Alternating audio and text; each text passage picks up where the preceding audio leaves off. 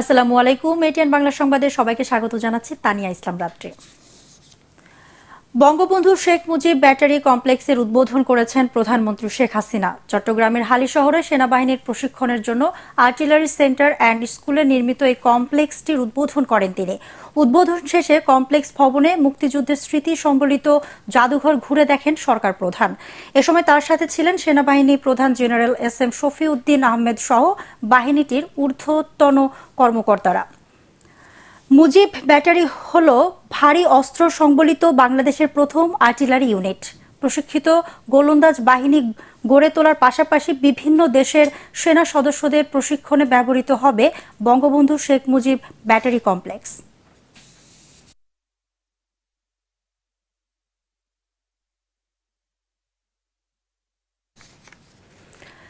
জলবায়ুর অস্বাভাবিক পরিবর্তনে প্রকৃতির রুদ্রমূর্তি আর নজিরবিহীন তাপ ও প্রবাহ নাতিশীতোষ্ণ বাংলাদেশকে বদলে দিয়েছে। মরুভূমির গরম এখন এদেশে। এপ্রিলের মাঝামাঝিতেই কোথাও কোথাও তাপমাত্রা ছুঁই ছুঁই করছে 43 ডিগ্রি সেলসিয়াস।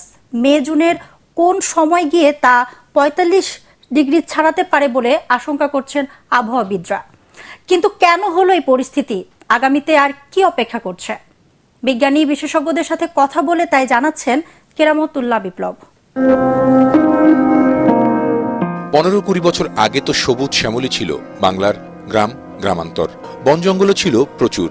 বিশেষ করে ম্যানগ্রোভ সুন্দরবনের অসাধারণ প্রাকৃতিক বৈচিত্র্য বিশ্বজুড়ে গর্বিত করেছিল বাংলাদেশকে।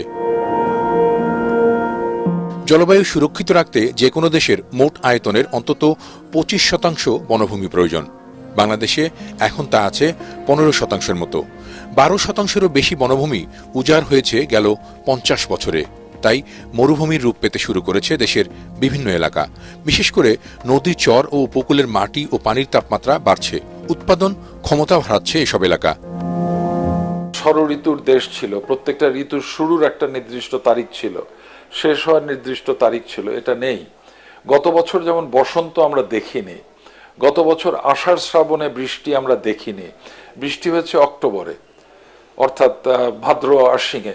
এই জলবায়ু পরিবর্তন কারণে যে বিভিন্ন অভিঘাতগুলো, বিভিন্ন বিরূপ প্রতিক্রিয়াগুলো, এটার কোনো ধারাবাহিকতা নেই, এগুলো ইরাটিক। 2 বছর ধরে দেশে অস্বাভাবিক গরম পড়ছে। এপ্রিলের এই সময়ে যখন মধ্যপ্রাচ্যের দেশগুলোতে সর্বোচ্চ তাপমাত্রা 30-32 ডিগ্রি, সেখানে বাংলাদেশের প্রায় 43। এই পরিস্থিতিকে চরম উদ্বেগের বলছে জাতিসংঘ। পরিবর্তিত এই আবহাওয়ায় ব্যাপক ফসলহানি, অনেক মানুষের মৃত্যুর আশঙ্কাও করছে তারা। 20টি দেশ জলবায়ুর পরিবর্তনে মারাত্মক ঝুঁকিতে আছে, যেসবে ভবিষ্যতে বড় বড় দুর্যোগ হবে। আফ্রিকার মতো দুর্দশা ঠেকাতে এশিয়ার এসব দেশেও কার্বন নির্গমন কমাতে হবে। মরুকরণ ও তাপমাত্রা কমাতে প্রাকৃতিক সুরক্ষার সাথে সাথে সবুজায়নের তাগিদও দিচ্ছেন দেশি বিদেশি বিশেষজ্ঞরা। একই সাথে ভূগর্ভস্থ পানির ব্যবহারও কমানো জরুরি বলে জানান এই জলবায়ু বিজ্ঞানী ও বিশেষজ্ঞরা। আশেপাশের এই ভূপ্রকৃতি দেখে অনেকেই মনে করতে পারেন এটি একটি মরু উদ্যান কিংবা পাহাড়ি এলাকা, কিন্তু বাংলাদেশের কক্সবাজারে এই এলাকাটি মানুষের কাছে পানি সংকটের জন্য বহুল পরিচিত। এই এলাকার মানুষেরা বহু বছর ধরে পানি সংকটের কারণে রোগবালায় আক্রান্ত হচ্ছেন, কৃষিকাজও মারাত্মকভাবে ব্যাহত হচ্ছে। কেরামতুল্লাহ বিপ্লব, এটিএন বাংলা, কক্সবাজার। তীব্র তাপদাহে পড়ছে রাজধানী সহ প্রায় গোটা দেশ। ঢাকা, রাজশাহী ও খুলনা বিভাগের 12 জেলায় বইছে অতি তীব্র তাপপ্রবাহ। বাতাসে যেন মরুভূমির উত্তাপ। আর্দ্রতা বেশি থাকায় বাড়ছে অস্বস্তি। প্রচণ্ড গরমে ঘামে হাঁসফাঁস অবস্থা মানুষের। নিম্ন আয়ের শ্রমজীবী মানুষ পড়েছেন চরম বিপাকে। দেশের দক্ষিণ পশ্চিম উত্তরাঞ্চল সহ অস্বাভাবিক হিট ওয়েভ বিরাজ করছে সব বিভাগে। এদিকে হিট অ্যালার্ট জারির প্রথম দিনেই গতকাল চুয়াডাঙ্গা ও পাবনায় হিট স্ট্রোকে মারা গেছে 3 জন। শনিবার সন্ধ্যায় চুয়াডাঙ্গায় সর্বোচ্চ তাপমাত্রা রেকর্ড করা হয়েছে 42.4 ডিগ্রি সেলসিয়াস। এদিকে তীব্র তাপপ্রবাহের কারণে আজ থেকে শিক্ষা মন্ত্রণালয় এবং প্রাথমিক ও গণশিক্ষা মন্ত্রণালয়ের আওতাধীন দেশের সরকারি বেসরকারি স্কুল, কলেজ, মাদ্রাসা ও কারিগরি শিক্ষা প্রতিষ্ঠানে 5 দিন ছুটি বাড়ানো হয়েছে। অর্থাৎ ঈদের ছুটি শেষে আজ রবিবার শিক্ষা প্রতিষ্ঠানগুলো খোলার কথা থাকলেও তা আগামী 28 এপ্রিল খুলবে। শনিবার শিক্ষা মন্ত্রণালয় এবং প্রাথমিক ও গণশিক্ষা মন্ত্রণালয় এই নির্দেশনা জারি করে। হিটওয়েভ অব্যাহত থাকলে এই ছুটি আরও বাড়তে পারে। এবার পাগলা মসজিদের দান বাক্সে পাওয়া গেছে রেকর্ড 7,78,67,537 টাকা। টানা 18 ঘন্টা গণনা শেষে রাত 1:45টার দিকে জেলা প্রশাসন ও পাগলা মসজিদ পরিচালনা কমিটি টাকার পরিমাণের বিষয়টি নিশ্চিত করেন। এবারও সিন্ধুকে নগদ টাকা ছাড়াও উল্লেখযোগ্য পরিমাণ বিদেশি মুদ্রা ও সোনা রূপার অলংকার পাওয়া গেছে।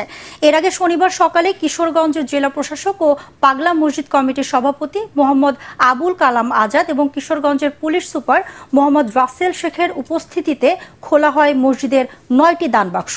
পরে অতিরিক্ত জেলা ম্যাজিস্ট্রেট কাজী মহুয়া মমতাজ সহ 6 জন নির্বাহী ম্যাজিস্ট্রেটের তত্ত্বাবধানে 70 জন ব্যাংক কর্মকর্তা কর্মচারী, পাগলা মসজিদ ও মাদ্রাসার 34 জন শিক্ষক ও 102 জন ছাত্র টাকা গণনা করেন।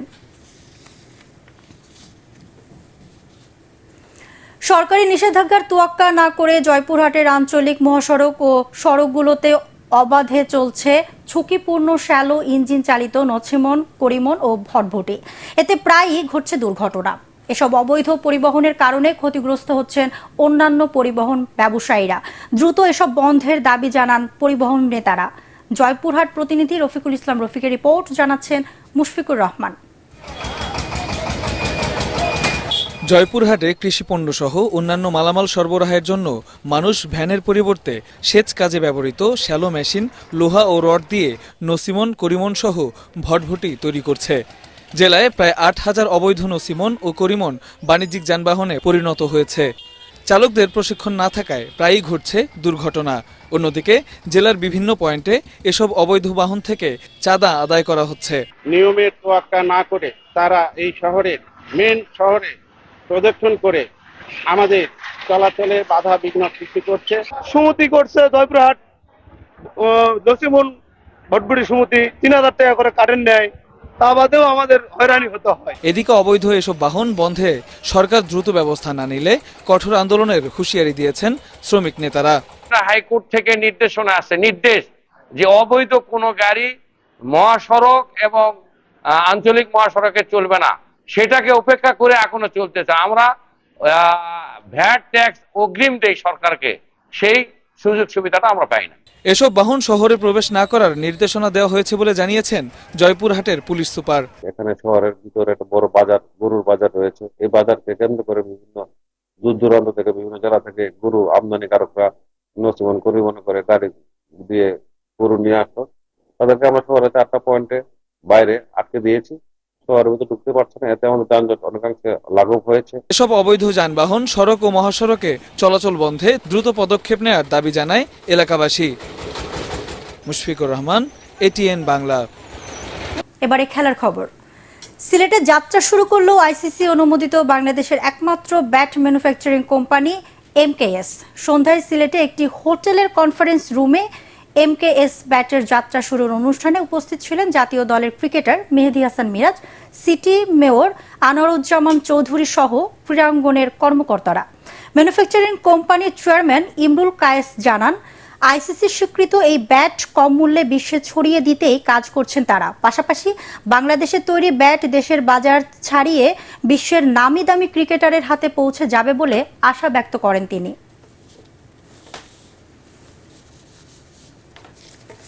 দর্শক, পরবর্তী সংবাদ দেখার আমন্ত্রণ জানিয়ে এখনকার মতো শেষ করছি। এটিএন বাংলা সংবাদ ইউটিউবে দেখতে ব্রাউজ করুন youtube/ATN বাংলা নিউজ। ধন্যবাদ সবাইকে।